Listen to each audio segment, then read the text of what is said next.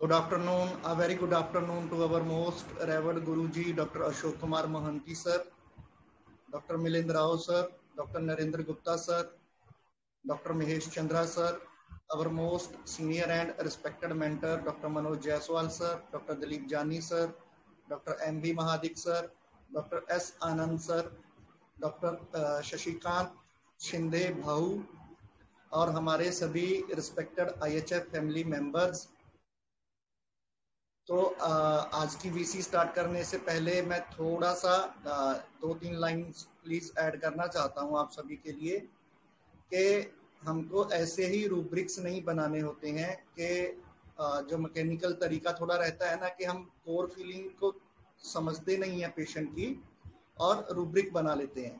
तो प्लीज थोड़ा सा समय देके आप पार्टिसिपेट भी करते हैं, आपका चार्ट जो रहता है, आपका मेडिसिन जो रहता है वो शेयर करते हैं। प्लीज उससे पहले केस को एनालिसिस कीजिए, केस का पूरा जिस्ट समझिए कि कैसे स्टार्ट होके कैसे आगे बढ़ के और कैसे एंड हुआ है, पूरा उसका जर्नी जो है। प्लीज उसको समझने के बाद फिर अप्रोप्रिएट रूब्रिक उठाइए, तो आपको ज़्यादा हेल्प मिलेगा इससे।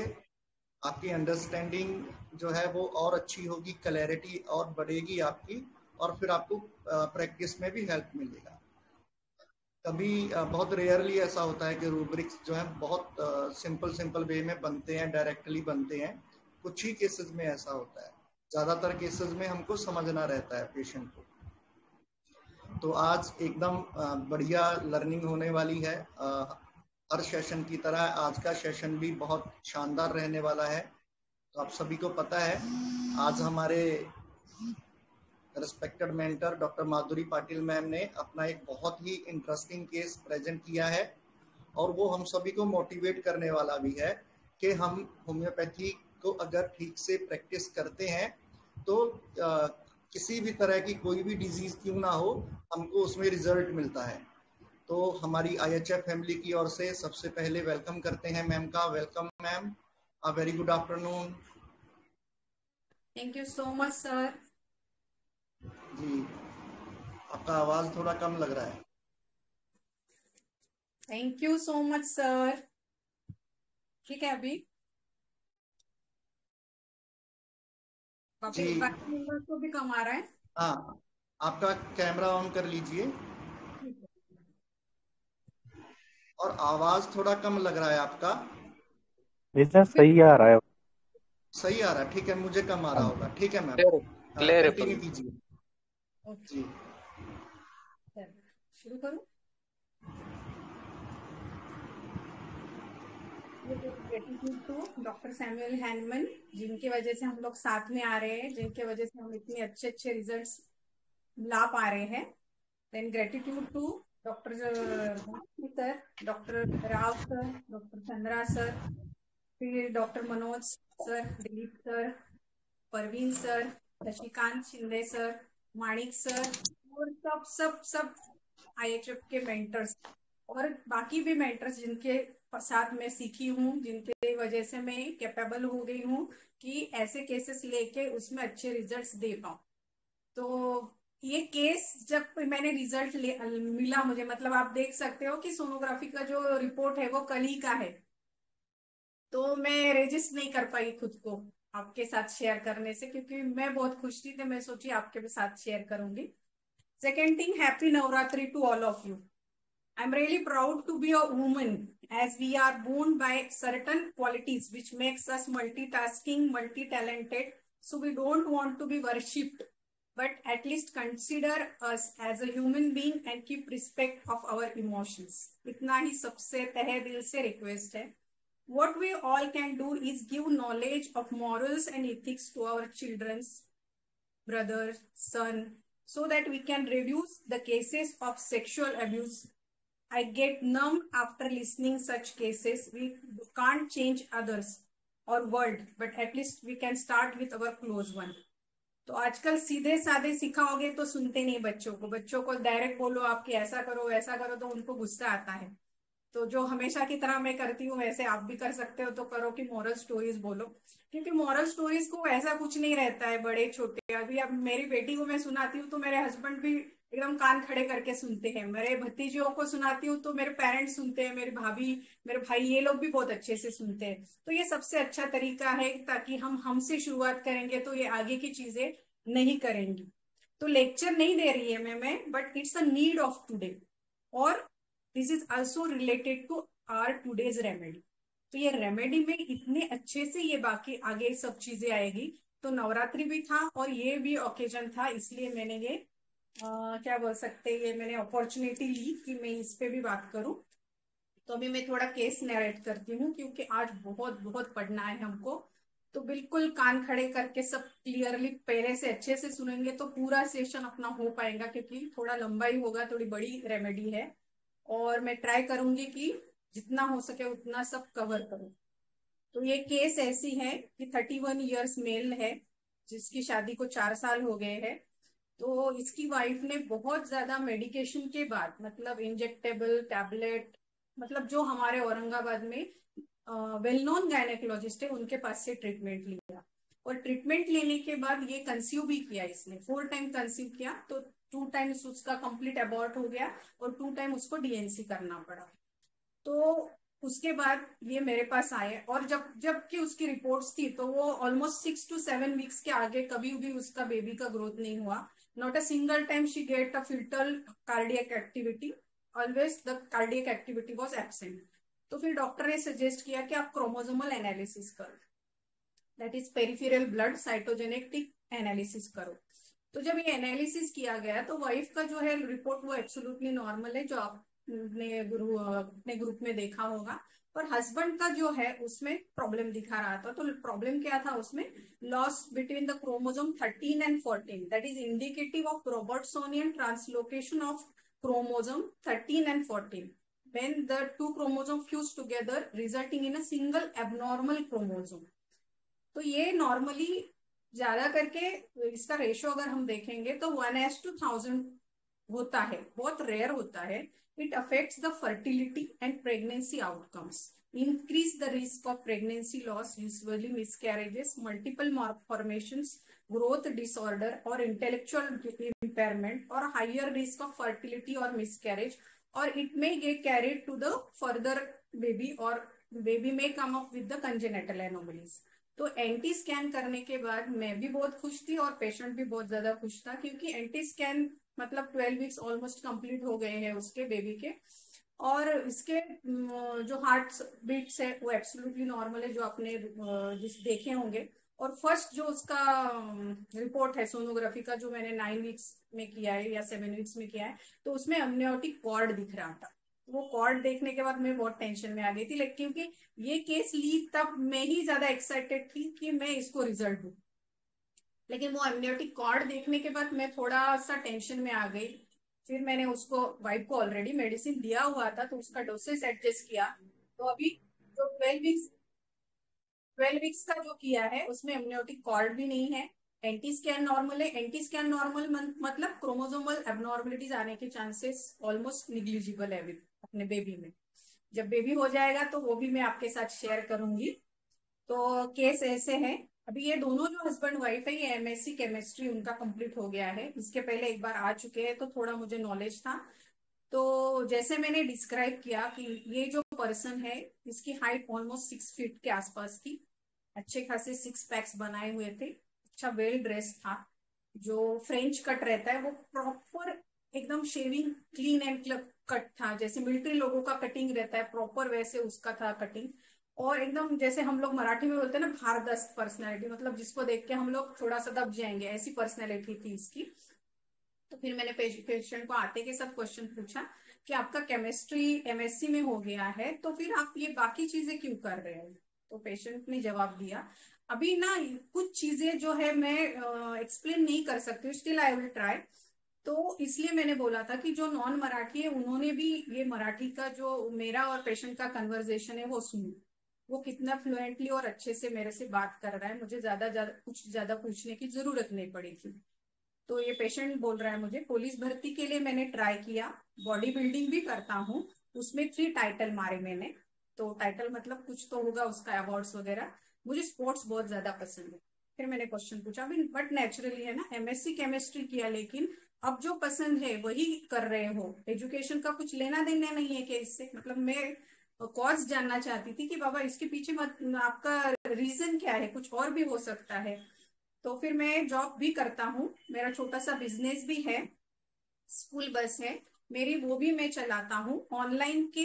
पैन कार्ड, आधार कार्ड और जेरोक्स के भी काम करता हूँ। मल्टी सर्विस मुझे जो आता है वो मैं काम, मोबाइल का भी काम करता हूँ। जो एक्टिविटी आती है वो मैं करता हूँ। मेरा पहला शॉप में पार्टनर के सॉरी, मेरे पहले शॉप में पार्टीशन करके पार्लर था। तो वाइफ का कस्टमर आते थे, लेकिन मैं उनको थोड़ा ऑकवर्ड फील कर रहा था, तो इसलिए मैंने वो बंद कर दिया। और अभी पूरा शॉप जो है वो मैंने ऑक्यूपाई कर लिया है। वाइफ को अच्छी जगह देख के वहां पे बना देंगे पार्लर बाद में। फिर अभी अभी इसलिए मैंने बोला था कि मतलब कैसे रहता ना कि हमारे सामने अगर प्लेटिना आता है या ऐसा कुछ पर्सनैलिटी आता है, तो हमारा रिएक्शन एज पर पेशेंट, हमारा रिएक्शन चेंज होता है। तो इसके साथ में थोड़ा सा मजाक मस्ती वाली मेरी टोन है, मैं बीच बीच में हंस भी रही हूँ, मतलब इससे भी हमको पेशेंट को समझना रहता है। इसलिए मैं बार बार बोल रही थी कि आप आराम से शांति से पेशेंट की बातें सुनो। और जो ट्रांसलेशन किया है उसमें भी मैंने जहां पॉसिबल था वहां बोला है कि मैं हंस रही हूँ, मैं ये कर रही हूँ, मैं मजाक कर रही हूँ। तो इसको मैंने फिर बोला इतना मल्टीपल टास्क क्यों करना है आपको। तो फिर बोलता है मैं 2009 टू 2010 से यहाँ आया हूँ, कुछ भी लेके नहीं आया था, अपनी हिम्मत पे कुछ अलग करके एजुकेशन सपोर्टिंग था जिसमें मैं जॉब कर सकता था। मतलब अब खुद का एजुकेशन इसने खुद ने ही कंप्लीट कर दिया जॉब करते करते। फिर इसको एमएससी केमिस्ट्री के बाद जॉब मिल गया जो इसने 11 साल किया, फिर सब छोड़ दिया। और ये जॉब उसका परमानेंट था। सुबह 2 घंटा स्पोर्ट्स का सिखाता हूँ। भर्ती मतलब वो जो पुलिस भर्ती के जो लोग रहते हैं उनका ट्रेनर है ये। फिर स्कूल बस की 3-4 ट्रिप मारता हूँ दिन भर, बाकी फिर 8 घंटे में शॉप पे रहता हूँ। अभी इतना हम सुनते हैं तो हमको नेचुरली क्वेश्चन हमारा आता है, और खुद पेशेंट ने ये वर्ड भी यूज किया था कि मैं बहुत एक्टिविटीज जो मेरे को पसंद है वो करता हूँ। तो फिर मैंने पूछा कि इतनी डिफरेंट एक्टिविटीज क्यों करनी है आपको। तो फिर बोलता है स्टेबल होना है, खुद का घरदार नहीं है, पापा की 1995 में डेथ हो गई। फिर खुद एजुकेशन भी खुद ने ही पूरा किया, 8 आवर ड्यूटी करके बीएससी एमएससी 2017 में कंप्लीट किया। फिर एमएस सीआईटी किया, फिर टैली किया, फिर टाइपिंग किया, फिर अदर स्किल्स डेवलप किए, बॉडी बिल्डिंग का कोर्स किया। जिस चीज में इंटरेस्ट था वो मैं करते गए। फिर मैंने पूछा टैलेंट है आप में सब चीजें सीखने का, नेचुरली टैलेंट लगेगा ये सब फैकल्टी सीखने के लिए। पेशेंट बोलता है एक नहीं तो दूसरा ऑप्शन अपने पास होना ना, ये नहीं कर पाए तो वो कर सकते हैं। अपनी उपजीविका पूरी तरह से मुझे कर, मतलब उपजीविका अपने को करने के लिए कुछ तो ऑप्शन अपने पास रखना पड़ेगा। मुझे ड्राइविंग भी पसंद है। तो फिर मैं दिन में 2 से 3 घंटा मिला तो पैसा भी मिलता है और गाड़ी चलाने का शौक भी पूरा होता है। फिर मैं थोड़ा सा हंसी उसके ऊपर, फिर वही आगे बोल रहा है कंप्यूटर में जो आता है वो भी मैं करता हूँ। फिर मैंने बोला कि पैसा ही नहीं जो कर रहे हैं उसमें आपको आनंद मिल रहा है क्या। अभी आप लोग मेरे क्वेश्चंस पे भी कंसंट्रेट करते थे ना तो थोड़ा रेमेडी तक पहुंच सकते थे। सुबह 5 से रात 10 बजे तक बिजी रहता हूँ, सोने तक बिजी शेड्यूल रहता है। वाइफ के पार्लर के लिए पॉइंट देख रहा हूँ, पॉइंट अच्छा तो पैसे लगते हैं ज्यादा, पैसे कम तो पॉइंट नहीं मिलता है, बनाएंगे लेकिन बड़ा ही बनाएंगे। फिर मैंने बोला इतनी ट्रीटमेंट की सक्सेस नहीं मिली तो डॉक्टर ने क्या बताया। फिर उसने पेशेंट बोला प्रोसीजर तो हम ठीक से करते हैं, अपने हाथ में तो कुछ नहीं, बाकी भगवान की कृपा से, ऐसे बोलते हैं वो लोग। हम भी देवदान कर रहे हैं, पहले बॉडी बिल्डिंग में नॉनवेज खाता था, अब 3 महीने से वो भी बंद कर दिया है मैंने। भगवत गीता टाइम मिलने पर पढ़ता हूँ। यहाँ पे भी मैं हंसी थी, कोई नहीं बोला, मेरे मन से ही मैंने किया है। मैंने बोला किसी ने बोला था। फिर मेरे को मजाक सूझा तो फिर मैं उसको बोली कि अब तक खाया वो तो आपके बॉडी में होगा ही, फिर अब क्या फायदा ऐसा करके। तो उसने बहुत फटाक से आंसर दे दिया, वाल्या का वाल्मीकि भी हुआ था ना मैडम, ऋषि थोड़ी डायरेक्ट बने थे वो चीजें क्या बॉडी ग्रोथ के लिए की। पर अब लगता है बहुत हो गया, गलत कर रहे थे अब तक। कोई भी प्राणी हो उनका भी तो जीव है, वैसे भी ये नहीं खाती तो घर में नहीं बनता था। तो बाहर ही खाता था। पहले मैं अपने हाथों से बनाता था। मैं बोल रही हूँ मतलब आपको खाना बनाना भी आता है? तो बोलता है हाँ, 11 साल में बैचलर रहा तो मेरे को आता ही है। मैं मस्ती में उसकी वाइफ को बोली अच्छा ऑलराउंडर हस्बैंड मिला है तुझे। फिर डॉक्टर, मैं बोली उसको क्रोमोसोम के रिपोर्ट के बाद क्या बोला डॉक्टर ने, मतलब उसको मैंने क्वेश्चन पूछा था लेकिन वो घूम गया इधर उधर। फिर मैंने उसको वहां पे क्रोमोसोम पे लेके आई उसके मेरा कंसर्न जानने के लिए। तो पेशेंट बोलता है कुछ नहीं, कुछ तो उन्होंने बोला जंपिंग करता है, 40% चांसेस है, 60% रह भी नहीं सकता, हेरिडेटरी भी हो सकता है, ऐसा कुछ बोला उन्होंने। फिर मैंने बोला मैंने उसको बोला इसको लेके जो विचार या टेंशन चल रहा है दिमाग में वो बोलिए, मेरे लिए वो इम्पोर्टेंट है। तो पेशेंट बोलता कैसा रहता है ना मैडम, प्रॉपर्टी एक तरफ रहती है और बच्चे एक तरफ होते हैं, उसके लिए जो भी पॉसिबल है वो मैं करूंगा। मैंने बोला ठीक है। मैंने बोला हिम्मत नहीं छोड़ना है आपको, मतलब बोलते टाइम अपने को पेशेंट का स्टेटस, अभी ये मैं बोल रही हूँ इसलिए कि काफी लोग नए भी है तो क्वेश्चन कैसे करते हैं, केस टेकिंग कैसे करते हैं, तो ये अलग अलग फंडा नहीं हो सकता, पेशेंट के हिसाब से हमको चलना पड़ता है, इसलिए ये क्वेश्चंस पे भी आप कॉन्सेंट्रेट करो। फिर मैंने बोला हिम्मत नहीं छोड़ना है। फिर पेशेंट बोलता, फिर वही खुद ही बोल रहा है मुझे, मैंने सिर्फ इतना बोला कि मेरे एक पैर से ट्रक गया था, ऐसी चीजों को मैं इग्नोर करता हूँ। 2012 में मैं खड़ा था, ट्रक ने मुझे उड़ा दिया था। उसके बाद मतलब उसकी पूरी एक लेग जो है उसका ऑपरेट करना पड़ा था काफी बड़ा। तो मैंने उसके बाद भी मैंने वेट मारे, मतलब वो जब उससे रिकवर हो गया तो उसके बाद में भी उसने जो वेट लिफ्टिंग का करते हैं वो भी शुरू कर दिया फिर उसने। और मैं परमानेंट जॉब था वो भी गया तो भी मैंने उसको कुछ ऐसा मन पे नहीं लिया। मैंने वो पकड़ के नहीं रखा, इससे बेटर मिलेगा। इतने बार डीएनसी हुआ तो सोचा परमेश्वर और की और अच्छा होने देना होगा उनको। फिर मैंने बोला ऐसी सिचुएशन कभी आई कि आप बहुत फ्रस्ट्रेट या लो फील कर रहे हो, फिर भी हिम्मत नहीं हारी। अभी जैसे सब लोग नक्स पे थे वैसे मैं भी नक्स पे जा रही हूँ अभी। हाँ, जब 2014 में जूजू एक्सपायर हुए तो तब लगा अब गलत किया। खुद को जब तक नहीं करते तब तक, जैसे अपने सिस्टर को भी तकलीफ हुई है वैसे अपनी वाइफ को भी फ्यूचर में तकलीफ नहीं होनी चाहिए। मैंने बोला मुझे नहीं समझा। फिर मैंने बोला मतलब? तो बोलता वो ड्रिंक करते थे, सिस्टर का संसार उजड़ गया, छोटे 3 बच्चे थे, उनकी केयर भी मॉम मैंने हिम्मत नहीं आ रही, उनकी मैं केयर भी लेता था तभी मैंने हिम्मत नहीं आ रही। फिर मैं अभी नक्स पे थी तो मेरे बट नेचुरली आगे के क्वेश्चन थे कि कैसे टीचर हो आप। तो मैं वो फिर तुरंत बोला स्ट्रिक्ट हूँ। तो फिर मैंने घर पे भी वैसे ही रहता हूँ। फिर यहाँ पे भी मैं हंस रही हूँ और उसको पूछ रही हूँ घर पे थोड़ी स्टूडेंट होते हैं आपके। तो उसकी वाइफ भी बोल रही बहुत तापट है, बोले बहुत ज्यादा रिएक्ट करते हैं और बहुत गुस्सा करते हैं, उनके हिसाब मन के हिसाब से ही सब चीजें होनी चाहिए। और मेरा नक्स जो है वो कंफर्म हो रहा था। डॉक्टर बार बार पूछो एक ही बात तो गुस्सा आता है। फिर मैंने वो बोलता है, उसकी वाइफ बोल वो नहीं वही बोला 1 2 3 बार ठीक है पर वही बार अगर रिपीट रिपीट हो जाता है तो गुस्सा आता है। शॉप में रखी चीजें प्रॉपर उसके हिसाब से चाहिए, उसमें छेड़छाड़ पसंद नहीं है क्या आपको? तो बोलता हाँ वही की चीज वही चाहिए, क्वालिटी इंपॉर्टेंट है, थोड़ा ही करो लेकिन अच्छा करो। आज ठीक ही नहीं लग रहा तो क्या करते हो? अभी फिर मैं नक्स कंफर्म कर रही हूँ। क्षण क्षण भर के लिए लगता है कि मैं विश्रांति ले लूं, लेकिन तुरंत उठता हूँ, जिम्मेदारी होती जाना तो पड़ेगा ही ना, कुछ नहीं होता। अभी थोड़ा इसमें मैं ऐड ऑन कर रही हूँ क्योंकि फिर अपना इसमें टाइम जाएगा। अभी यहाँ पे देखो नक्स भूमिका मैंने ही रूल आउट कर दिया है, लेकिन स्टिल आई गेव हिम नक्स भूमिका क्योंकि तब मुझे समझ नहीं आ रहा था। क्योंकि देखो पेशेंट बोल रहा है कि मैं थोड़ा मेरे दिल दिमाग में 2 मिनट के लिए आता है कि मैं रेस्ट करूं और फिर मैं उठ जाता हूँ कि नहीं नहीं ये अपनी जिम्मेदारी है, हमको जाना है। नक्स होता तो ये नहीं करता था, नक्स क्या करता था रेस्ट करता था और फिर रेस्ट करने के बाद उसका क्वालिटी टाइम या क्वालिटी काम करने के लिए वो निकल पड़ता था। तो फिर मैंने बोला इतना सब करके फिर आपका मनी बैलेंस नहीं हुआ, इतना दिन से आप जो कमा रहे हो तो फिर वाइफ बोलती पैसा तो आता है मैम पर हमारे हाथ में टिकता ही नहीं है। फिर पेशेंट बोलता है वैसे नहीं मैम, जब मैंने शॉप शुरू की थी तब उसमें मैंने 15,000 का माल था, आज उसी शॉप में 4 से 5 लाख का माल है, गाड़ी फाइनेंस से ली थी अब नील है। पैसा ऐसे इन्वेस्ट होता है ना, 3 4 सोर्सेज से पैसा आएगा तो घर बनाएंगे, बनाने में इजी होगा ना।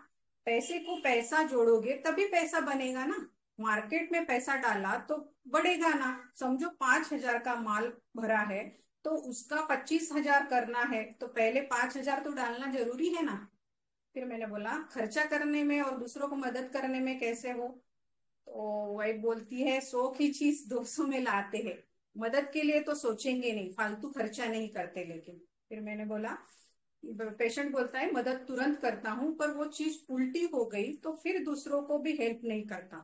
इसे हेल्प करके भी अपने को इतना परेशानी हुई, रिटर्न नहीं किया तो लगता है ये भी वैसे ही करेगा। तब सेम में अपना अपना देखो, सामने कुछ हो तो मिटाने मिटाने भी जाता हूँ, मतलब कुछ झगड़ा वगैरह है तो यहाँ पे मेरे दिमाग में थोड़े देर के लिए टेक्सस भी आया था। ठीक है, क्योंकि टेक्सस भी ऐसा करता है, हेल्प करता है, फिर जब उसको सामने वाले से प्रॉपर रेसिप्रोकेशन नहीं मिलता है तो ये हेल्पिंग अवर्जन में भी जाता है। तो इसलिए ये भी मेरे दिमाग में था। कंटिन्यू से सोच में बिजनेस में है क्या आपके, एक के दो, दो के चार होने ऐसे आपको लगता है। तो बोलता हाँ। फिर मैंने बोला अभी आपके बचपन के बारे में बोलो। तो बोलता 50 ईयर्स में मेरे पापा ने दूसरी शादी की, पहली माँ को बच्चे नहीं थे। फिर हम एक भाई एक बहन, में सबसे छोटा। 1995 में मेरे पापा की डेथ हो गई। फिर मैंने बोला नेचर। तो बोलता चिड़चिड़ होती है, बहुत जल्दी गुस्सा आ जाता है, उनके हिसाब से ही ना हो तो। वाइफ बोल रही है, मैंने वाइफ को अभी नेचर पूछा है। फिर मैंने बोला झगड़े नहीं करते आप लोग। हाँ बोले झगड़ा होता है। फिर अभी ये मैं अक्सर ये क्वेश्चन पूछती हूँ कि आपका अगर झगड़ा होता है तो मिटता कैसा है। तो वाइफ जो है ना, तो वाइफ ने बोला कि मैं नहीं बात करती, वो आके बात करते, लेकिन मैं नहीं बात करती। तो यहाँ पे मैं अभी कैसे एट ए टाइम मेरे को दोनों को प्रिस्क्राइब करना था, तो यहाँ पे वाइफ का भी थोड़ा मेरे को नेचर समझ में आ रहा था। अब तक अकेले थे तो मेरा कंक्लूजन, अभी मैंने उसको बोला कि अब तक मेरा, आप वो अकेले थे तो मेरा कंक्लूजन ऐसा है कि ये तुझे प्यार भी उतना ही ज्यादा करते होंगे। तो उसने बोला हाँ मैडम। और कल जब पेशेंट रिपोर्ट आया था ना, उसका भी मैं वॉइस नोट डालूंगी। तो उसमें पेशेंट की वाइफ ने खुद ने मतलब ये एग्री किया है कि सच में मैम, मेरे लाइफ में दो ही पर्सन है जो मेरी बहुत केयर करते, एक मेरा हस्बैंड और एक मेरी मदर। तो फिर मैंने बोला बहुत वर्ष कंडीशन में डगमगाते नहीं हो। तो बोलता मैं फिर से जीरो से शुरू करूंगा।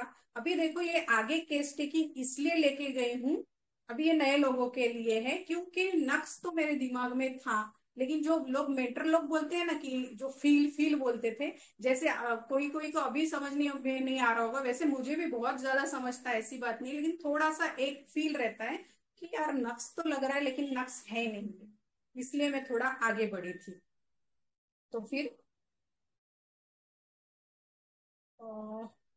तो फिर मैंने बोला कि हाँ कुछ आता नहीं तो सीखता हूँ, मतलब इसको सीखने का बहुत शौक है। अगर इसको लगता है डांस सीखना है तो डांस भी सीख लेगा, स्पोर्ट्स कहाँ चालू है तो ये शुरू हो जाएगा स्पोर्ट्स खेलने के लिए।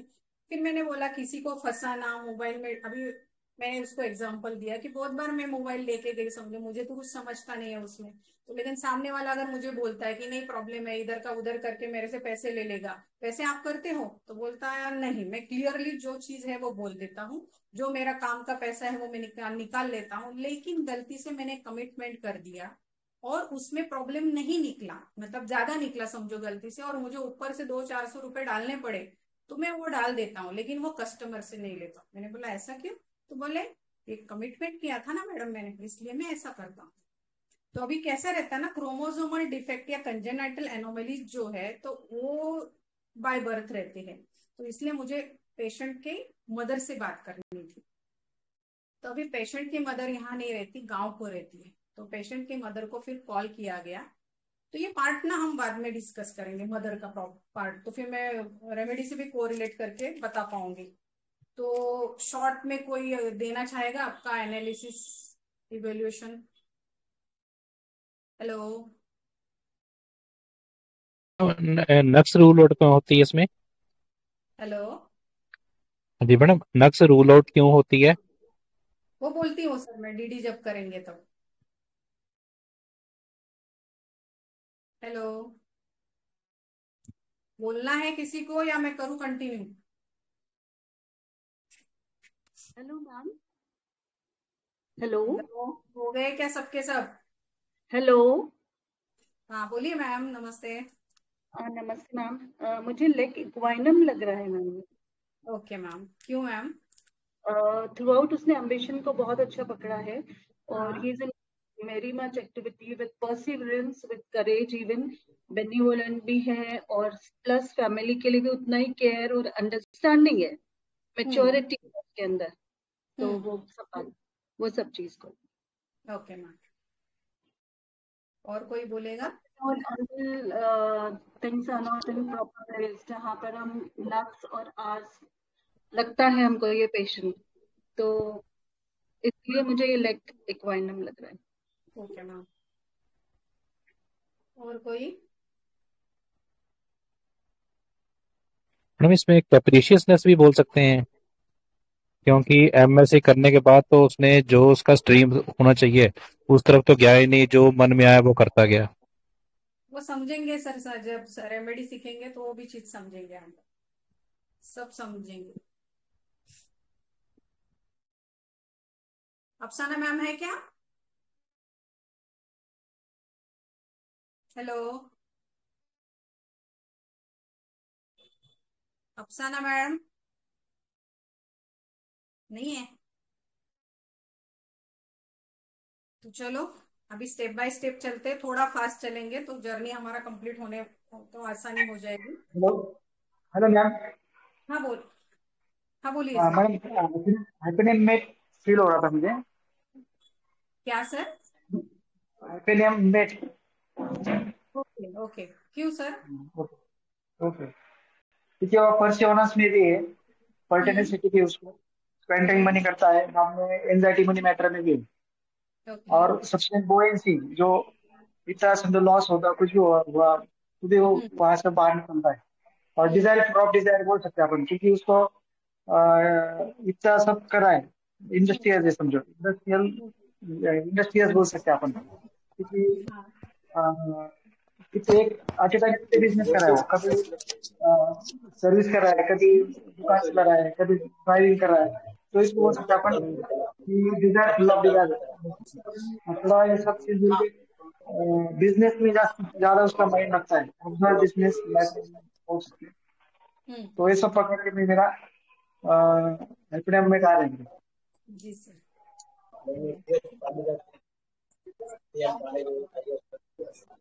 बड़ू में लगी। Hello hello. हेलो। हाँ बोलिए। मैम एक बार आप लीव करके ज्वाइन कीजिए, आपका वीडियो बहुत ब्लर आ रहा है। Okay sir. जी, और जो members anxiety money matters rubric बोल रहे हैं ना, उनके लिए मैं बोलना चाहता हूँ कि जब वाइफ ने बोला कि पैसा तो हमारे हाथ में टिकता ही नहीं है, तो पेशेंट का आप रिप्लाई देखिए क्या है, वहां से ये रूब्रिक एंजाइटी मनी मैटर्स निकल जाना चाहिए। जी मैम कंटिन्यू कीजिए। हेलो। जी मैम कंटिन्यू कीजिए। Yes sir. तो अभी देखिए स्टेप बाय स्टेप जाएंगे थोड़ा सा, कि मैंने जो बोला था अभी आप लोग अच्छे से सुनते थे, तो मैंने प्रॉपर डिस्क्राइब किया है पेशेंट कैसा है। वीडियो नहीं है लेकिन ऑडियो में मैंने डिस्क्राइब किया पेशेंट कैसा है। तो ये तो मेरा प्रिस्क्राइबिंग रूब्रिक नहीं है। कलकरिया फ्लोर था क्या मैम? हाँ मैडम। कलकरी फ्लोर नहीं मैडम। नहीं है तो ओके। बोलती हूँ। तो अभी जो मैं पेशेंट को जो गुड आफ्टरनून मैम। और ऑनेस्ट हेलो, गुड लगा। आफ्टरनून। बोलना है मैडम। मैम ये बोल रही थी कि जो आपने पर्सनालिटी डिस्क्राइब किया ना, तो उस हाँ। हिसाब से वो जैसे लैक लियो का पर्सनालिटी रहता है ना, वैसा लग रहा था। पर कुछ चीजें मैच नहीं भी कर रही थी, इसलिए मैं मेडिसिन पे तो नहीं आई। पर मैंने एनालिसिस दिया था ये ग्रुप कुछ में। अच्छा था मैडम। ठीक है, देखते हैं मैम क्या है। अभी मैंने हिंट भी डाले ग्रुप में काफी। अफसाना मैम आए भी है रेमेडी पे। तो कैसा है ना कि ये पेशेंट को जो मैं क्वेश्चन पूछ रही हूँ कि इतनी एक्टिविटीज क्यों करनी है, आपको नहीं फील हुआ? मतलब वो एक के बाद एक के बाद एक के बाद कितनी चीजें बोल रहा है अपने को, ये भी कर रहा हूँ, ये भी कर रहा हूँ, ये भी कर रहा हूँ, ये भी कर रहा हूँ, और करना ही है उसको, थकना नहीं है। तो इसको क्या लेंगे हम लोग? Industrious. Hello. Activity desire. Activity desire और परसिवरेंस। मतलब कंटिन्यू उसको कुछ ना कुछ करना है नॉन स्टॉप। सुबह 5 बजे ये बंदा उठता है तो रात को 11 बजे ही सोता है, तब तक इसकी नॉन स्टॉप सब एक्टिविटीज चलती है। और जो मैं डांसिंग है, इंडस्ट्रियल नहीं है। हाँ, डांसिंग इंडस्ट्रियस तो है मैडम वो, लेकिन जो मेरे प्रिस्क्राइबिंग रूब्रिक थे मैं वो बोलती हूँ। फिर हम लोग रेट्रो करेंगे। हाँ, एक्टिविटी डिजायर है मैडम ये। फ्रूटलेस बिजी बोल सकते हैं, क्या फ्रूटलेस बिजी। ना, सर रूब्रिक विधि फ्रूट कहाँ मिल है रहा है सर? ना वो उसको, उसमें उसको फ्रूटफुल है वो उसकी चीजें। दुकान में आज 5 लाख का सामान है उसके 15,000 से। तो जी फिर पहला रूब्रिक हमारा कंफर्म हो गया, activity desire, activity for. Agreed. फिर जैसे इंडस्ट्रियस बोला, वो एक सेकंड रूब्रिक था। फिर दूसरा एक ये नहीं लगा आपको कि ये बंदा कॉन्फिडेंट है, बहुत ज्यादा कॉन्फिडेंट है? कितनी अप्स एंड डाउन्स उसके बचपन से देखी उसने, ऐसा नहीं कि अभी जवानी में देख रहा है, बचपन से लेके अब तक चल ही रहा है उसका, ये नहीं तो वो नहीं तो वो, अभी सब सेटल है, ठीक है। तो बच्चे का प्रॉब्लम शुरू हो गया उसकी लाइफ में।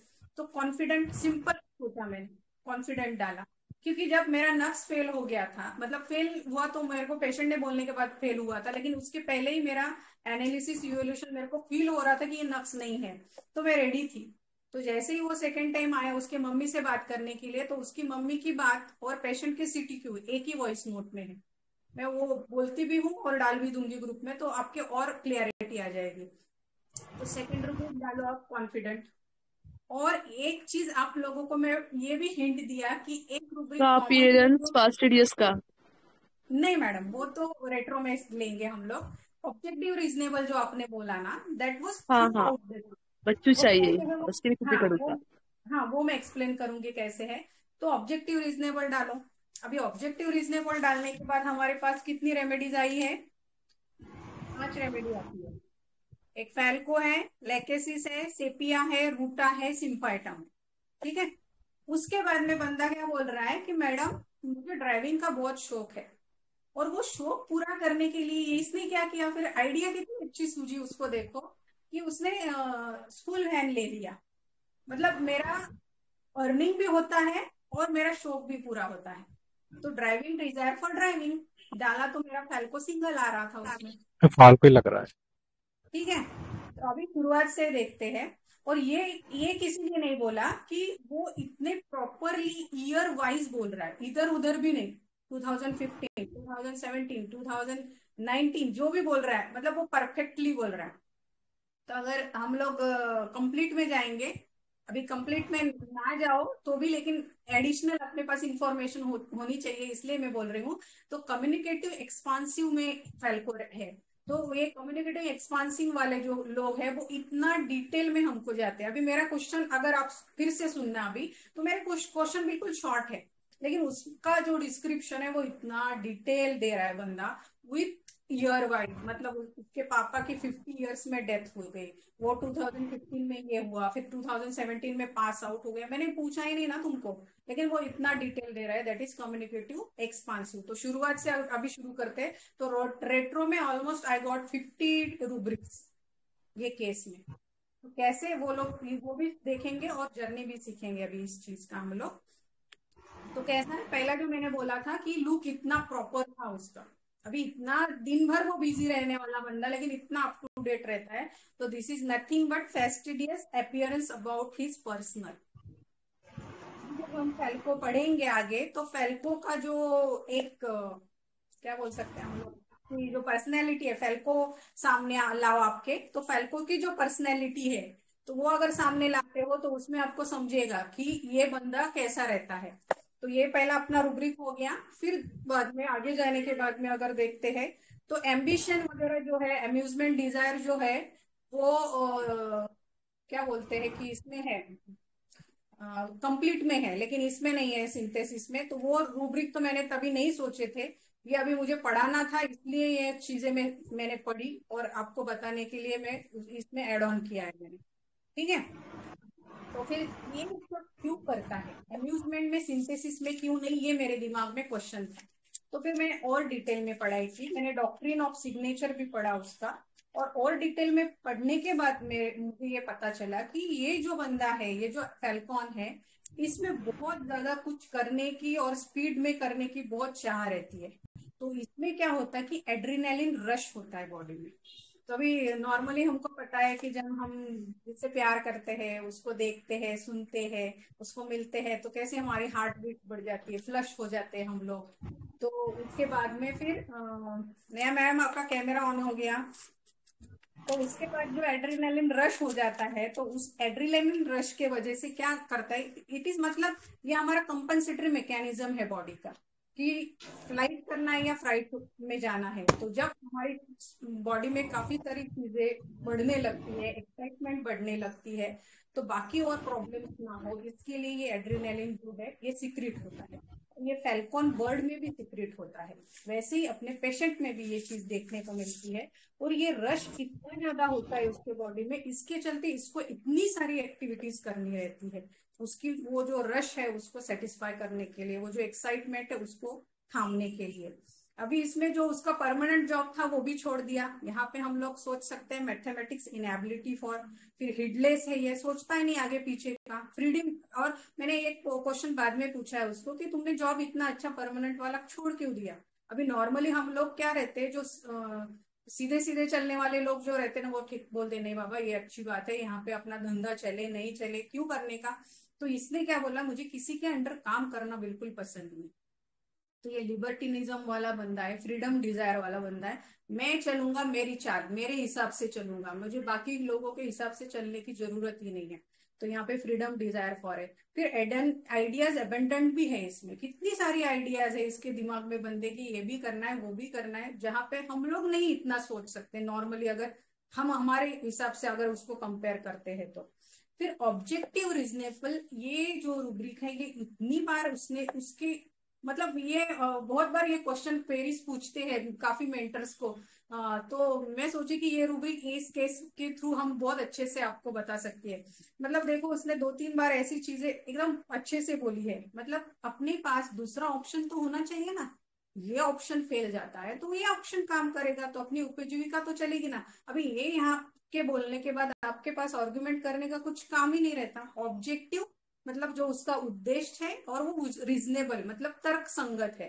तो जो वो बताना चाह रहा है वो चीज अगर तर्क संगत है तो वही मतलब हम लोग कोई उससे साथ आर्गुमेंट भी नहीं कर सकते या क्वेश्चन भी नहीं पूछ सकते हैं।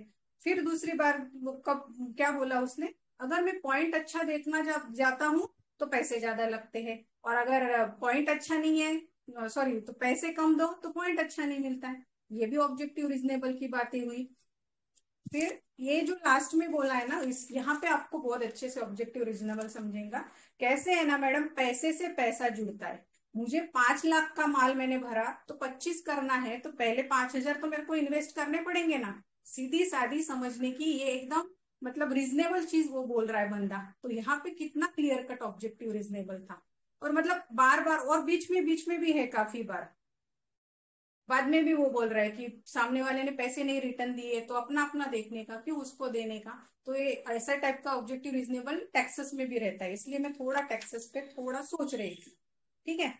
फिर अगर आप लोग टोन सुनते हो, और ये जो मैं बोल रही हूँ ना कि हमारी रिएक्शन सामने वाले के हिसाब से आती है, तो अगर सामने वाला सीरियस बंदा है तो हम तो मजाक करने का ट्राई भी नहीं करेंगे और सोचेंगे भी नहीं। सामने वाला उतना ईज में है तो हम लोग भी इजीली जा सकते हैं। अगर उसकी पर्सनैलिटी हम लोग कंपेयर करते हैं, मेरे जो क्वेश्चंस मैंने पूछे उसके हिसाब से, तो ये कंट्रोवर्शियल है, लेकिन वो बंदा वैसा था इसलिए मैं उसको चिढ़ा भी रही हूँ, मैं हंस के उसको क्वेश्चन भी पूछ रही हूँ। नहीं तो कोई इगोइस्टिक, अभी काफी लोग ईगो ईगो कर रहे थे, तो इगोइस्टिक बंदे को अगर मैं इस तरह से छेड़ती थी तो कोई कोई तो उठ के चला जाता था यहाँ पे। और मैं तो डेयरिंग करती ही नहीं थी ऐसा करने की, लेकिन समझो करती थी, या तो फिर बहुत गंदी तरीके से वो मेरा इंसल्ट कर देता था। तो इसने वैसा नहीं किया, इसने बहुत अच्छे से, अगर उसका टोन सुनोगे ना तो it's like a child only, एकदम बच्चे जैसा वो बात करता है, एकदम छोटे बच्चे जैसा। और कल तो रिपोर्ट लेके आया ना, पहली बार रिपोर्ट देखे उसके आंखों में आंसू थे कल, इतना वो इमोशनल हो गया था कल। और मेरे को बोलता है कि मेरे बच्चा होगा ना मैडम तो आपको ही मैं बुलाऊंगा नाम रखने के लिए, इतना इतना ज्यादा सेंसिटिव हो गया था। तो ये क्या है उसका। और धंधे की बातें, अंदर की बातें काफी लोग शेयर नहीं करते, ये इतने इतने इजीली, इतने लाख का, इतने हजार का, सब सब डिटेल में सब मुझे बोल रहा है। तो this is truth telling, naive, open, honest like a child, walking in open air emotion. अभी ये रेट्रो के रूब्रिक बोल रही हूँ, ये मैं पूरे के पूरे आगे मतलब एक्सप्लेन करने वाली हूँ। फिर वो जो बोला उसने कि जो होगा वो देखा जाएगा, भगवान जो से देगा, that is tranquillity reconciled to fate है। फिर इंट्रोस्पेक्शन करता है ये, मतलब हमने गलत किया, अब तक हमने, वो भी जीव है ना, जो प्राणी है, हम लोग जो खाते थे वो भी जीव है ना, तो ये इंट्रोस्पेक्शन कर रहा है और क्या बोल रहा है, क्लियरली बोल रहा है कुछ। ये मैंने सोचा गलत कर रहा था मैं अब तक, ये उसने 2-3 बार बोला है। तो this is introspection, sympathetic animals towards है चाइल्ड। और जब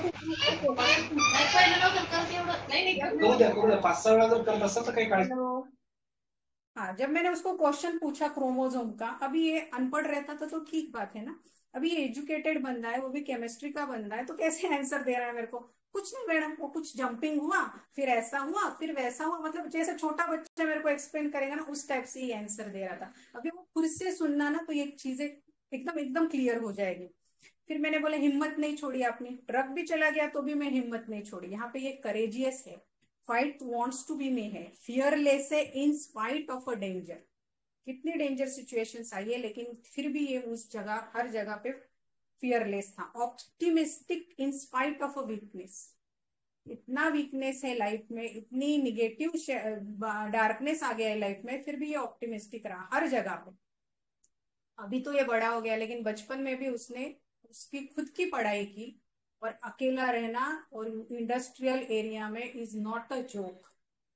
तो उस जमाने में उसने वो किया, और एजुकेशन भी ऐसा वैसा नहीं किया है, एमएससी केमिस्ट्री किया है, वो भी अच्छे कॉलेज से किया है, कॉपी वगैरह करके नहीं किया है। मतलब सोच सकते हैं हम लोग कि कितना एफर्ट लेने वाला बंदा है ये। फिर ये कंप्लीट में है, जैसे मेरी जूजू की डेथ हो गई उसके बाद मैं डिस्टर्ब हो गया वगैरह वगैरह, तो यहाँ पे इम्प्रेशनेबल है, elements from death of loved one है। फिर से यहाँ पे ऑब्जेक्टिव रीजनेबल है कि अगर उनका वैसा हुआ, उनकी वाइफ को सफर करना पड़ा, तो मेरा भी ऐसा, मतलब ये अभी बाद में ये इसने बोला है, तो उसमें मैं भी ऐसे मतलब टकोरी बच्चों के साथ घूमता था, मजाक करना, मस्ती करना था, मतलब सब शौक पूरे कर लिए इसने, कोई ऐसी चीज नहीं कि उसने ट्राई नहीं करके देखी। लेकिन जैसे ये इंसिडेंस हुआ तो इसने इंट्रोस्पेक्शन किया कि this is not right, this objective reasonable apply करता है ये अपने खुद का। और अच्छी चीज, मतलब जो उसकी निगेटिव एनर्जी है उसको उसने चैनलाइज किया पॉजिटिव एनर्जी की तरफ। दिस इज अवेयरनेस हाइटेंड रहता है इसका, फेल्को का। और मतलब ये कोई आपको बाप समझा रहा है, माँ समझा रही है, फिर भी लोग सुधरते नहीं है। इसको सुधारने को कोई नहीं था, ये अकेला था हर जगह पे, लेकिन फिर भी इसने इतने अच्छे से सब करके आगे बढ़ा। फिर ऑप्टिमिस्टिक ही है, और उसकी वाइफ बोली कि इनके मन का ही करना है, किसी की सुनते नहीं है, that is dictatorial. Simple rubric थे, मतलब सिंपल सिंपल से भी जाते थे तो होता था, लेकिन सुने नहीं आपने केस। फिर बार बार क्वेश्चन पूछो तो चिढ़ता है, this is irritability disturbance, irritability triples form, fastidious है, इसके काम इसको एकदम बराबर से चाहिए।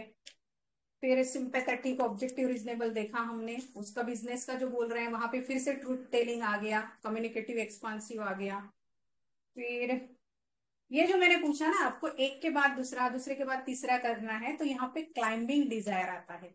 मतलब ये रेट्रो के रूब्रिक, ये मैंने सोचे नहीं थे तब, लेकिन रेट्रो में मैं जब करने गई तो मैंने सोचा अरे यार कितना सही है, जब हमारा सिमिलिमम काम करता है तो हमको कितनी सारी चीजें मिलती है। और दूसरी एक बात बोलती मैं बाद में आपको। फिर मैंने उसको जो वाइफ को जो बोला है, और मैंने अभी भी बोला कि उसको मैंने फिर से पूछा था कि ये तुझे बहुत प्यार करता होगा तेरा हस्बैंड, तो वो भी एग्री हुई। तो this is caressing inclination to cares, और उसकी ही नहीं करता है, वो सब आजू बाजू के लोगों के भी केयर करता है, जो उसके रिलेटिव्स भी नहीं है उनको भी वो संभालता है, कुछ प्रॉब्लम हो जाए तो करता है, कुछ हो जाए तो मैं जरूर से शुरू करता हूँ। तो बियॉन्ड सी जो बोल रहे थे ना नक्सवामी का, तो बियॉन्ड सी में क्या होता है कि बियॉन्ड, ये मैंने ग्रुप में भी डाला है, होने के लिए आपको पूरा नीचे जाना पड़ता है, और तब आप बियॉन्ड मतलब ऊपर आते हो। तो ये खुद को नीचे जाने ही नहीं दे रहा है, ऊपर ही रह रहा है, ये नीचे जाने की बात ही नहीं, तो ऊपर आने का सवाल ही नहीं रहता है, तो यहाँ पे बियॉन्ड सी नहीं लग सकती। This is optimistic, orientation sense is increase. फिर और ये जो उसका ये था ऑनेस्ट जो लिया है आपने, सिंथेसिस में नहीं है लेकिन कंप्लीट में है। और दूसरी एक मतलब सोचा जा सकता है कि ये ऐसा बिजनेस में क्यों करता है, तो ये एंजाइटी कंसाइंस में भी है, फिर बिजनेस इनकैपेसिटी में भी है, इंडिफरेंस टू बिजनेस अफेयर्स में है, मैथमेटिक्स इनएबिलिटी फॉर कैलकुलेशन में भी है, प्रिविलेज है, हिडलेस है। मतलब अपना जो है कर लेने का, बाकी आगे पीछे का बाद में देखा जाएगा। एक आधा होगा पैसा, मनी मनी जो आप कर रहे हो, तो मनी वाला ये नहीं करता था ना। मनी वाला उसका मनी छोड़ता ही नहीं था, उसको उल्टा 1000 लगे तो 2000 लेता था। यहाँ पे मनी का इशू ही नहीं है, बस मैं मेरा स्टाइल से जीऊंगा और एंजॉय करूंगा, ये था। अभी देखो, अभी आते हैं उसकी मम्मी से जो मेरी बात हुई थी, तो मैंने ये देखो इतना क्लियर बोलती यार मैं, कि मैंने ट्रांसलेशन में भी बोला था कि उसकी मम्मी का मैंने लिया केस लेकिन उसको कंसिडर नहीं किया, लेकिन अपने रेमेडी से ये कोरिलेट हो रहा है, तो वहां से तो थोड़ा सा कुछ तोड़ मोड़ कर सकते थे आप लोग। तो अभी उसकी मम्मी की भी आवाज सुनो, जो मराठी वाली है, इतनी कड़क आवाज है, बुढ़ी है वो लेकिन आवाज एकदम कड़क है। और मेरे को फोन पे बोलती है नमस्ते मैडम, ऐसा आवाज था उसका, नमस्ते मैडम। फिर मैंने बोला क्या प्रॉब्लम, अभी उसको ऑलरेडी इन्होंने बोला हुआ था कि मैडम को ऐसी ऐसी जरूरत है, तो उसने शुरू कर दिया कि बिना वजह मेरी मदर इन लॉ जो है वो मुझे बोलती थी, थोड़ा बहुत झगड़ा होता था, मैं सिर्फ सुन लेती थी, पूरे दिन भर में काम करती थी। मतलब उसकी 9 महीने तक की प्रेगनेंसी में ये बच्चे के टाइम वो लेडी हर रोज खेत में गई है, जो धरण बांधते मतलब वहां पे बड़े बड़े पत्थर उठाने पड़ते, ये भी काम इसने किया है। आजकल की लेडीज थोड़ा सा भी नहीं उठाती, प्रेग्नेंट है तो ये नहीं वो नहीं करेंगे, ऐसा शुरू हो जाती है। तो सोचो कि उसकी जो है, जो ईज फीलिंग है, उसकी बातों में भी समझ में आता है। जो उसकी मम्मी से मैंने बात की, तो फिर मैंने बोला मदर इन लॉ का गुस्सा आता था तो क्या करते थे, कुछ नहीं, सुन लेती थी। घर वाला भी मेरा ऐसा था, मतलब इसका पापा जो था वो भी सुनने वाला नहीं था, उसका दिमाग एकदम गर्म था, तो दिमाग में तान नहीं रखती थी मैं, तब छोड़ देने का, लोड नहीं लेने का। इसके जैसा ये भी लोड नहीं लेता है। पूरे दिन भरने तक काम किया, मेरे सब काम मैं करती थी, एक दिन भी मैं सोई नहीं। सिर्फ इतना था कि ये बच्चे के टाइम में एक बार ही खाना खाती थी, और इतना प्राउड है उसके बोलने में कि बिना डॉक्टर के मेरी डिलीवरी घर पे हो गई। लेकिन प्राउड है तो ईगो मत लो, वो टोन सुनो, वो टोन में माइल्डनेस, नेम, इसके भी ये मैं कर रहा है लेकिन उसकी बातों में वो इगोटिज्म नहीं झलक रहा है, वो प्लेनली मेरे को सब बता रहा है अच्छे से। तो फिर मैंने पूछा कि आप, तब आपकी मेंटेलिटी कैसी थी, अभी उनके लैंग्वेज में पूछा था एक्चुअली, एक सवाल मैंने उनको, तो बोला सब अच्छा था, कुछ नहीं, काम बहुत करती थी, अब तक भी कंटाला नहीं है, मैं धरण पे जाती थी, अभी भी मैं कंटिन्यू काम करती रहती थी। जो अपना पेशेंट का एक्टिविटी डिजायर एक्टिविटी था, ये इनमें भी है, कंटेंट है, ईज फीलिंग है, ऑप्टिमिस्टिक है, इंडस्ट्रियस है, काफी रूब्रिक अभी जोड़ोगे तो काफी हो जाएंगे, ठीक है।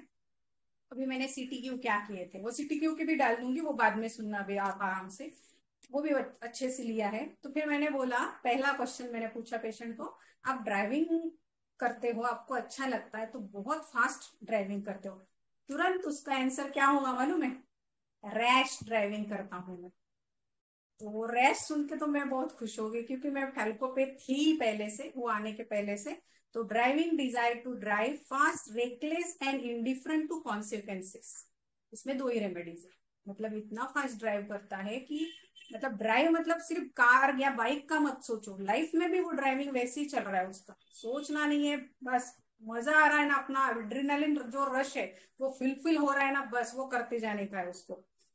फिर मैंने पूछा, अच्छा मेरे को ऐसा लग रहा था कि चलो डोमिनेशन वगैरह की कुछ हिस्ट्री मिलती है क्या, अभी पहले को पूरा पढ़ लिया था आने के पहले, तो क्या जो जो आ रहा था पूछ रही थी। बचपन में जब मामा के घर थे तब कैसे था, तो बोले वैसे तो कुछ नहीं था, मामा के घर पे मैं था, मेरी सिस्टर थी, मेरी मौसी के 3 बच्चे नाना नानी के घर पे थे, तो वहां पे ना मेरी बॉडी अच्छी थी थोड़ी, तो दूर से पानी लाना पड़ता था, तो मुझे ही पानी लाने को बोलते थे कंटिन्यू। तो आजू बाजू के लोग मुझे बहुत चिढ़ाते थे, देखो पानी भर भर के ही तो यहाँ पे मर जाएगा।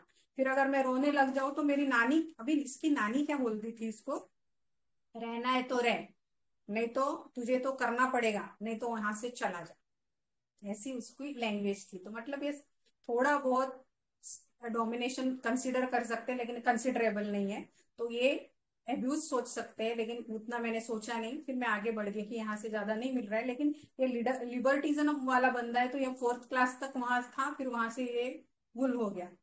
फिर मैंने बोला जीजू की डेथ का इम्पैक्ट क्या था आपके ऊपर, मतलब जो elements from death of loved one वगैरह था, तो इसके दिमाग में क्या था वो मेरे को जानना था। तो तब इसने आंसर दिया कि मैं ड्रिंक करता था, गुटखा खाता था, मवाली बच्चों के साथ घूमता था।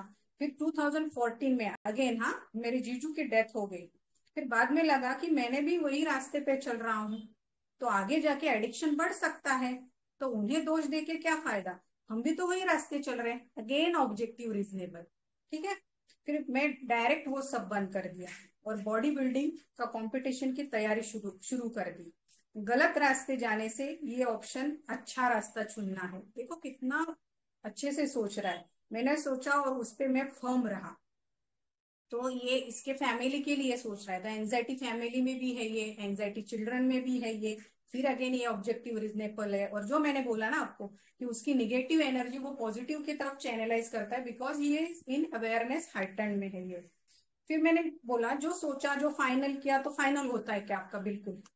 तो बोला हाँ, आपने मेरे को लास्ट टाइम आया था, आपने बोला था चाय नहीं पीना, हीट के लिए मैं बोलती हूँ बहुत बार चाय नहीं पीना, तो तब से बिल्कुल मेरे को आधा आधा ग्लास भर के मैं चाय पीता था, तो अभी मैंने टोटल स्टॉप चेक कर दी। तो आप लोगों में से जो भी चाय के दर्दी होंगे, अगर उनको बोले कोई कि आप बंद कर दो, तो इतना तुरंत आप एकदम उस पर रह सकते हो क्या। तो यहाँ पे ना ये डिटर्मिनेशन भी रूब्रिक है, बहुत जगह पे आता है। मतलब वो जो उसने ठान लिया, ठान लिया, दिस इज डिटर्मिनेशन। फिर मैंने पूछा मजाक मस्ती पसंद है आपको, तो बोलता हाँ। तो जेस्टिंग में भी है ये बच्चा फैल्कॉन। फिर एनिमल पसंद है क्या, बोलो, उन्होंने बोला गाय कुत्ता पसंद है, क्योंकि गाय अपनी संस्कृति है, और कुत्ता, और वो ये बोला उसने कि कुत्ता कैसा भी हो मैं उसको अपना सा कर सकता हूँ, मतलब बाहर का हो किधर का भी हो। वैसे ही बच्चों का भी उसने मेरे को बोला था। जब मैंने कल फिर से मैंने अभी जो जो नए नए मैं पढ़ रही थी आपको पढ़ाना था, तो मैंने फिर कल फिर से उसकी थोड़ी सी सिटी की पूछे, तो बच्चों का भी पूछा, तो उसमें भी वो आया क्लियर कट। तो सुबह से शाम तक आपका इतना पैक शेड्यूल होता है, तो आप थक जाते हो, तो बोलता नहीं, बिल्कुल नहीं, उसमें मुझे आनंद मिलता है। तो this is activity desire and is adrenaline rush. तो ये अभी अपने केस के रेट्रो के रूब्रिक हो गए, और ये क्लियर होंगे आगे की जर्नी में। तो यहां तक समझे आप लोगों को सब, या सो गए, मैं ही बोल रही हूँ। यस मैम, यस एकदम ठीक से यस समझा मैम। ना? ओके, तो आगे बढ़ू।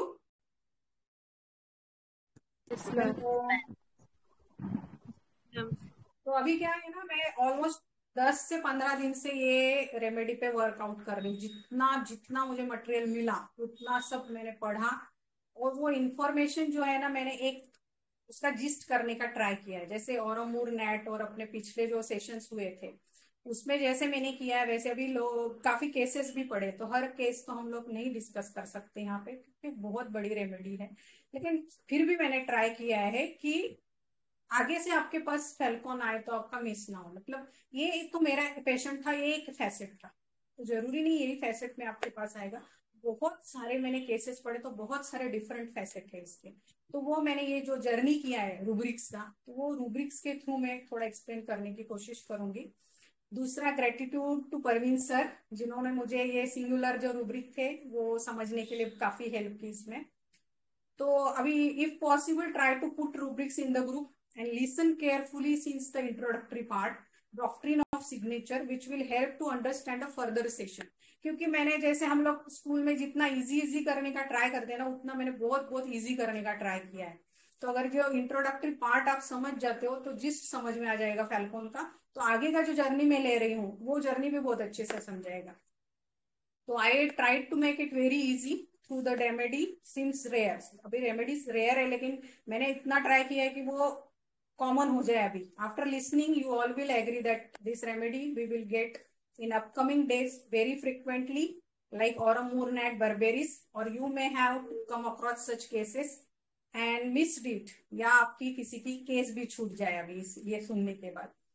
तो अभी जो मैंने बोला कि फील आ रहा था, अभी पेशेंट को जो था ना, मैंने एक्चुअली जब मेरे पास पेशेंट आया तो मैंने पेशेंट को बोला था कि आप 1-2 महीना कॉन्ट्रासेप्टिव यूज करो, प्रेगनेंसी नहीं रहनी चाहिए।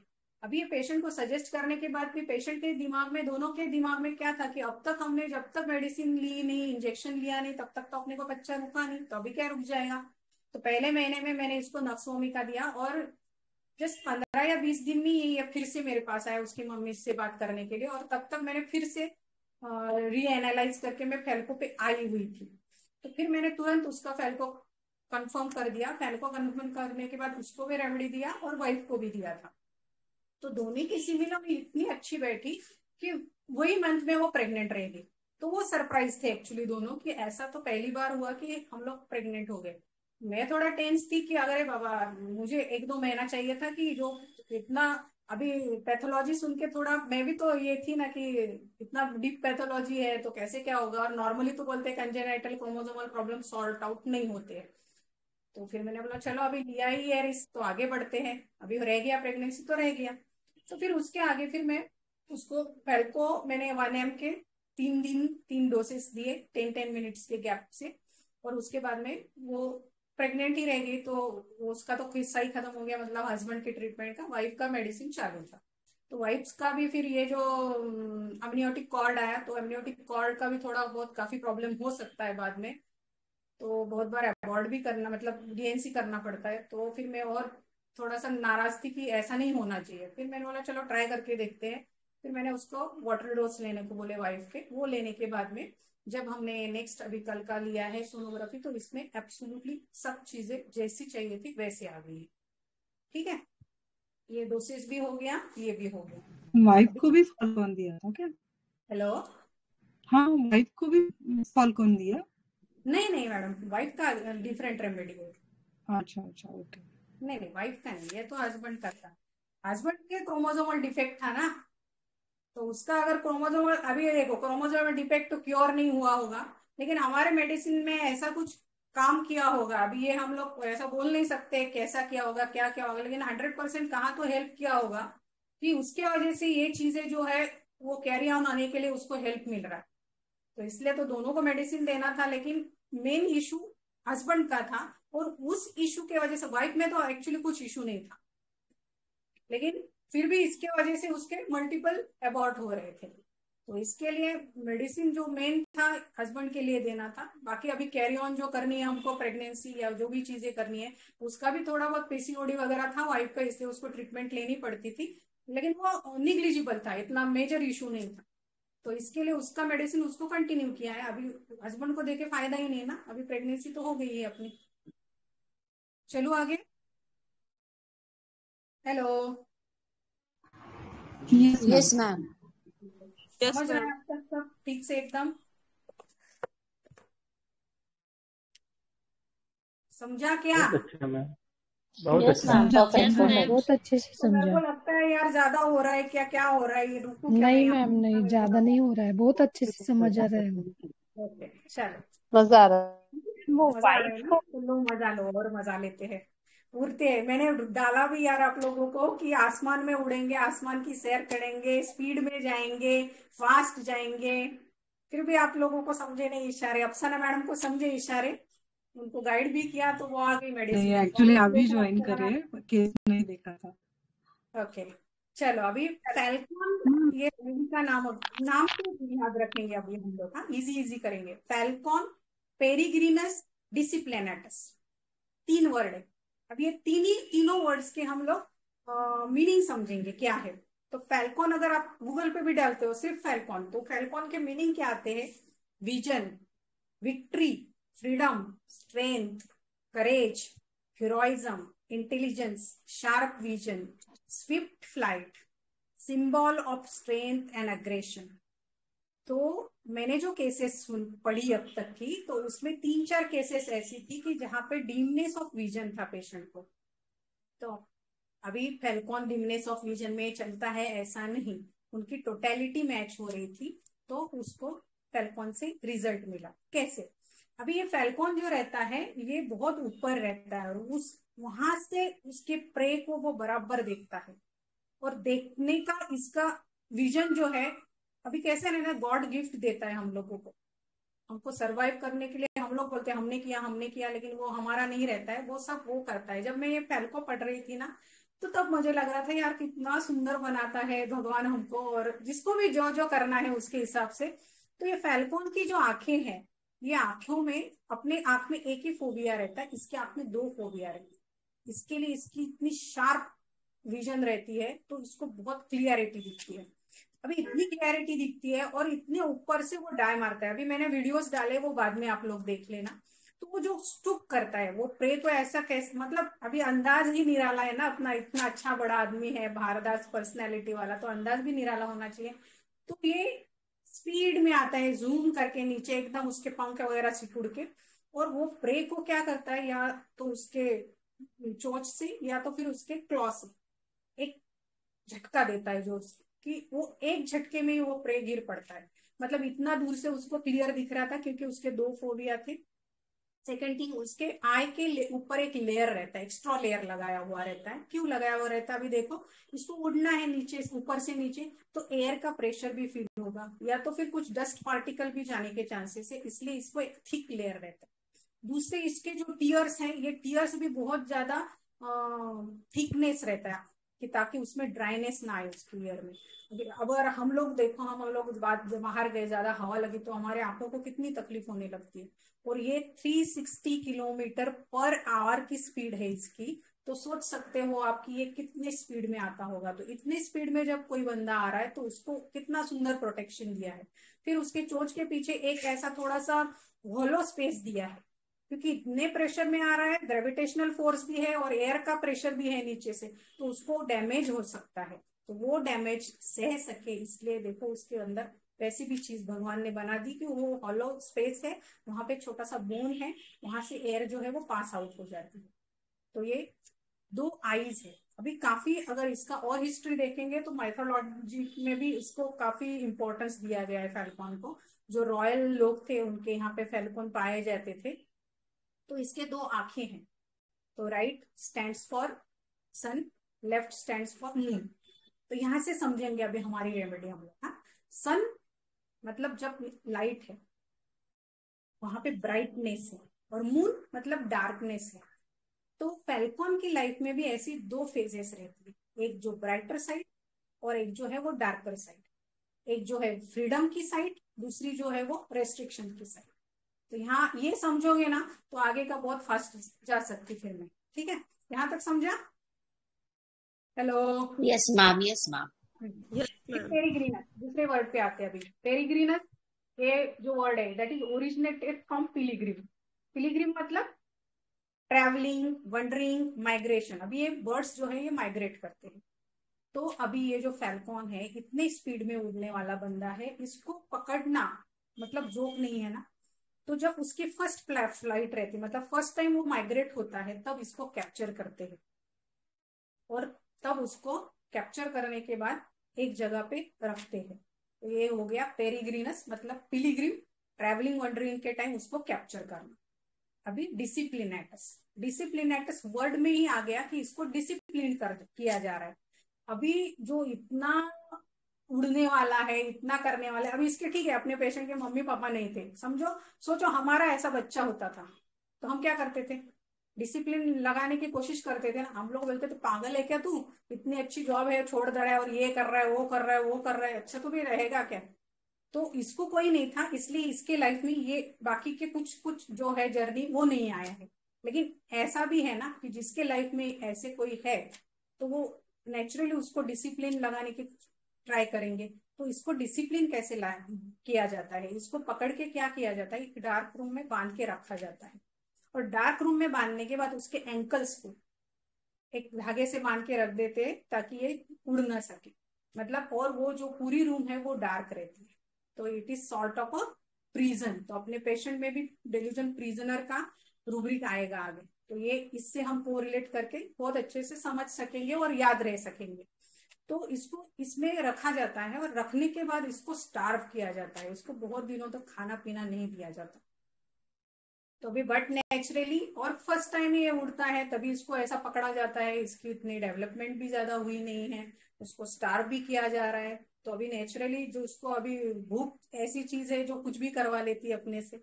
तो फिर जब इनको लगने लगता है, जो ट्रेनर है इसके, उनको लगने लगता है कि अब इसको हम डिसिप्लिन दे सकते हैं, तब इसको वो पैर को तो जो एंकल को जो धागा बांधा है वो वैसा ही रहता है, साउंड रहता है सिट्टी का, वो सिट्टी का आवाज बजाया, उड़ने को छोड़ते हैं, सिट्टी बजाए कि वो रिटर्न आना चाहिए। मतलब वो प्रे पकड़ेगा, वो लेके आएगा और उसमें का छोटा सा टुकड़ा उसको देते हैं सिर्फ खाने को, और तुरंत फिर उसको रूम में बंद कर देते हैं। तो फिर इसकी वजह से क्या होता है, वो जो लालच रहती है ना वो छोटे से टुकड़े की, वो लालच की वजह से ये ट्रैप हो जाता है, बाद में प्रिजनर बन जाता है। वो क्या है ट्रैप, क्यों प्रिजनर बनता है, वो भी हम लोग समझेंगे, लेकिन अभी इसमें से समझेंगे ये लोग कैसे है हम लोग। अभी मैंने एक वीडियो डाला है, वो बाद में देखेंगे। तो कभी कभी क्या रहता है ना, बहुत बार देखो हमारा या हमारे कोई रिलेटिव का फ्रैक्चर हो जाता है, एक आधा जॉइंट अगर फ्रैक्चर हो गया, समझो मेरा ये एल्बो वगैरह गया है और इसको बांधा गया है, तो बाद में ये स्ट्रेंथ आती ही नहीं उसमें कि उसको मैं स्ट्रेट कर पाऊँ, उसको फिजियोथेरेपी लेनी पड़ती है। तो बहुत बार ऐसा पाया जाता है कि इनको फिर उड़ना ही भूल जाते हैं ये लोग, मतलब इतने हम लोग इनह्यूमन हो जाते हैं कि इनको ऐसा कर देते हैं। तो इसमें एक बर्ड है कि जो उड़ ही नहीं पा रहा है, तो इतना मतलब इतने बुलंद पंछी को, इतने अच्छे पंछी को उड़ने वाले इतने हाई स्पीड में, ये अबोव क्लाउड्स उड़ते हैं, ऐसे पंछी को ऐसा बना दिया जाता है। तो सेम फीलिंग अपने पेशेंट की भी होती है ऐसी, इसलिए मैंने थोड़ा डिटेल में लिया। तो ऐसा इस करके इसको डिसिप्लिन किया जाता है और लालच दे दे के उससे काम करवाया जाता है। यहाँ तक clear? Hello? Yes ma'am. Yes, ma'am. तो चलो अभी आगे, Yes, अभी ma'am. जर्नी शुरू करेंगे। Yes yes. जर्नी हो गया कि हो गया?